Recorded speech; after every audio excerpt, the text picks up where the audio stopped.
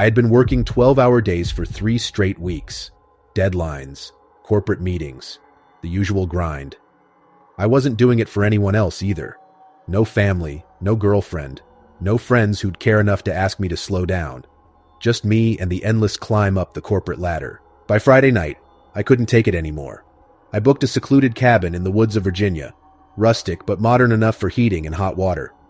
Just a place to unplug for the weekend. The drive there was exhausting, but the kind of exhaustion that made me feel accomplished. I left the city lights behind for winding roads framed by skeletal trees. Snow flurries danced in the beams of my headlights, and the forest swallowed everything else. When I finally pulled into the gravel driveway, I could feel my body relax for the first time in weeks. The cabin stood there, quiet and inviting, framed by the silhouettes of trees and a dark open sky. Inside, I dropped my bag on the couch and exhaled, letting the silence wash over me. It felt good.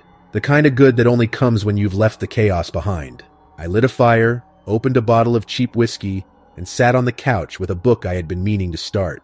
For hours, the world outside was a distant memory, and I felt like I could finally breathe again. At some point, I fell asleep. When I woke up, the fire had burned down to glowing embers, and the cabin was cold. It was the kind of cold that seeped into your bones and made every creak of the wood sound sharper. I glanced at my phone. 1 a.m. I groaned and got up to throw another log on the fire. That's when I heard it. A faint sound, just barely audible over the wind outside. It wasn't the howl of the wind or the snap of a branch. It was something else. A low guttural sound. Almost like an animal, but not quite. I froze, my hand hovering over the firewood. The sound came again, this time louder, closer. My first thought was a coyote or maybe a stray dog. The woods were full of wildlife, and I had no reason to be alarmed. Still, there was something about the sound that put me on edge. I shook it off, grabbed a log, and tossed it into the fireplace. The crackling flames filled the room with warmth, and I convinced myself I was overreacting. I sat back down, but the uneasy feeling didn't leave. I told myself it was the isolation, the unfamiliar quiet of the woods playing tricks on my mind. I poured another glass of whiskey and tried to focus on my book, but I couldn't shake the feeling that something was wrong. That's when I heard footsteps on the porch. I froze. The heavy thud of boots or paws on wood echoed through the silence. My heart pounded as I stared at the door. Maybe it was a deer, I thought, or a bear. Bears don't knock, though. And then it came again. This time, the sound was deliberate. Slow, deliberate steps circling the cabin. I grabbed the poker from the fireplace and stood up. The air in the cabin felt suffocating. My phone was on the couch, useless. No signal, no help. Just me and whatever was outside. The footsteps stopped. I held my breath, straining to hear. Then came the sound of scratching. Long, drawn-out scratches on the door, like something testing it, feeling it out. I moved toward the door, my hand gripping the poker tightly. "Who's there?" I called out, my voice steadier than I expected. No response, just the scratching, slow and deliberate. Then it stopped. Silence again, so heavy it pressed down on me. I stayed there for what felt like hours, listening, waiting. Finally, I built up the courage to look outside. I opened the door a crack, just enough to peek. The cold hit me like a slap, and the forest stared back, empty and still. Snow was falling heavier now, and the porch was covered in a thin layer of white. But there in the snow were tracks, not boot prints, not paw prints, something else. Long, uneven impressions like a combination of both. They led off the porch and into the woods. I shut the door and locked it, my breath coming fast. Whatever it was gone. I told myself it was just an animal, something I couldn't explain but harmless all the same. I sat back down by the fire, forcing myself to calm down. But deep down, I knew the night wasn't over. Hours passed, but I didn't sleep. The fire burned low again and the whiskey didn't help. Every sound outside made me jump. The wind, the creak of the cabin, the distant crack of a branch. Then just before dawn, I heard it again. The footsteps. This time they didn't stop at the porch. They circled the cabin, slow and deliberate. I stayed frozen in my chair, gripping the poker, listening as the footsteps came closer and closer to the windows. I didn't look. I couldn't. I just waited, every muscle in my body tense, until the first light of dawn crept through the windows. When the sun rose, the footsteps stopped. The forest was quiet again, as if nothing had happened.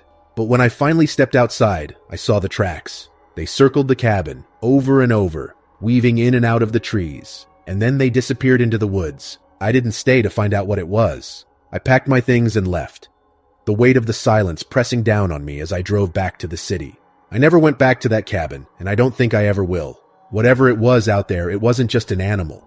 It was something else. Something that watched, waited, and knew exactly how to make you feel like you were never truly alone. It was the kind of winter night you dream about. Quiet, cozy, and just cold enough to make a blanket feel like a luxury. I had everything set up perfectly. My favorite show queued up, a steaming mug of hot chocolate on the coffee table, and my oversized knit blanket wrapped snugly around me. Outside, the snow had started falling, soft and steady, coating everything in a silvery glow. The world felt miles away. I had barely settled into the couch when I heard it, a faint thud outside. I paused, the show playing faintly in the background, and glanced at the window. The heavy curtains were drawn, but the sound lingered in my mind. Probably snow falling off the roof, I thought. Or maybe a branch snapping under the weight. I shrugged it off and turned my attention back to the TV. Minutes passed, and I started to relax again. The warmth of the hot chocolate spread through me, and I let out a deep sigh. That's when I heard it again. Not a random thud this time. It was deliberate, heavy, like someone walking creeping around the side of the house. My stomach tightened. I muted the TV and sat perfectly still, listening. The sound came again, closer this time. Footsteps crunching in the snow, slow and deliberate. They stopped right by the side window. I felt the air leave my lungs. My heart started pounding so loudly I thought whoever was out there might hear it. Slowly, I reached for my phone on the armrest. My hands shook as I unlocked it and went to dial 911. Before I could press the call button, the footsteps moved again, heading toward the back door. My breath caught. I had locked it earlier, hadn't I? I couldn't remember. My mind was racing, going over every window and door in the house. Had I checked them all? Then I heard the handle jiggle. My blood went cold. Someone was trying to get in. The handle rattled harder, and the door creaked as if it might give under the pressure. I stood up, clutching my phone, unsure of what to do. I wanted to scream, to shout, but fear glued me in place. The jiggling stopped. Silence. Then the footsteps moved again, circling around toward the front. I ran to the living room and crouched behind the couch, peeking toward the door. The porch light was on, casting long shadows across the snow. For a moment, there was nothing, just the sound of my breathing and the faint whistle of the wind. Then a shadow moved across the porch. I bit my lip to keep from crying out. A figure loomed just outside the frosted glass of the front door.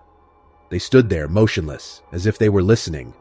My thumb hovered over the call button, and then they knocked. It was soft at first, almost polite. Tap, tap, tap. My body locked up. The knocks grew louder, more insistent. Bang, bang, bang. I could see their silhouette shifting, pressing against the glass. I whispered to myself, "Go away." But my voice barely made a sound.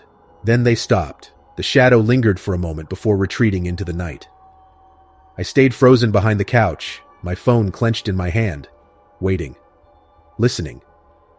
But there was nothing. No footsteps, no rattling. Just the sound of the wind picking up, blowing snow against the windows. I don't know how long I stayed there, crouched in the dark, heart racing. Eventually, I called the police. They arrived 20 minutes later, lights flashing, and searched the property. There were footprints all around the house, circling it again and again. But whoever it was, they were gone. The officer told me to stay somewhere else for the night. Just to be safe, he said. I packed a bag and left, but even now I can't shake the memory of those footsteps. Whoever they weren't in a hurry. They weren't desperate. They were patient. And that's what scares me the most.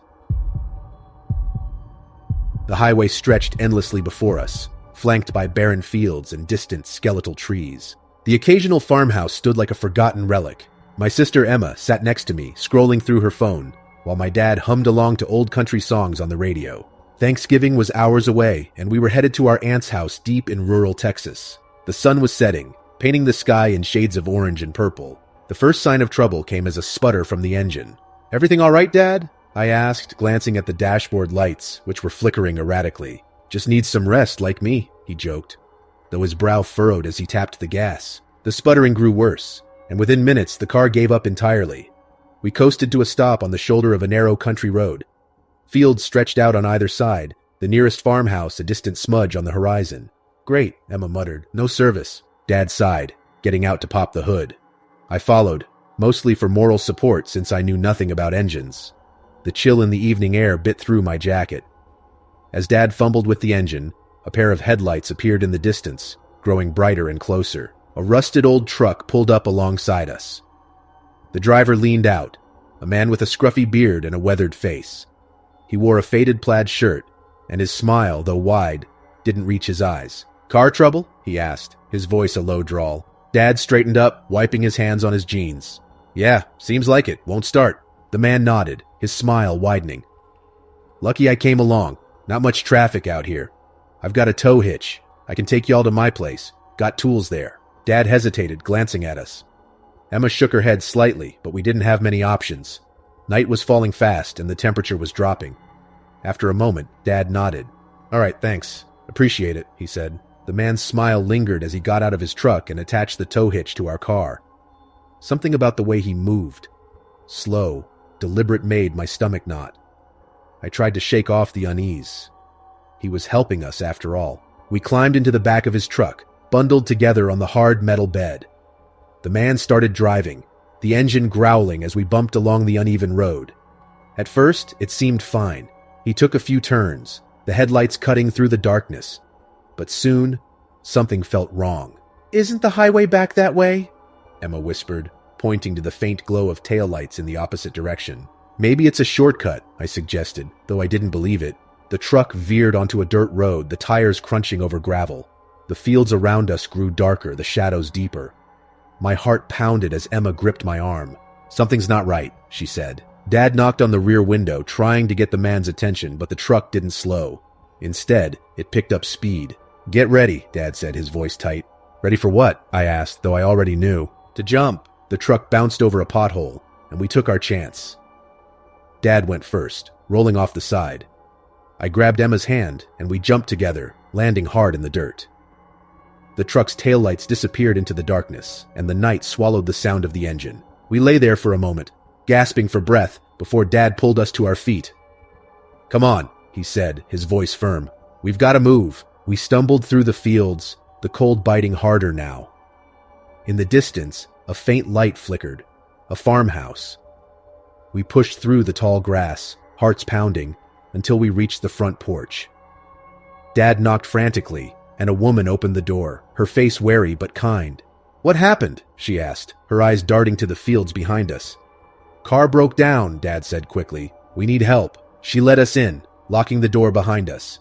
We spent the night huddled in her living room, too shaken to speak. The next morning, the police searched for our car. They found the spot where we had broken down, but the car and the man were gone.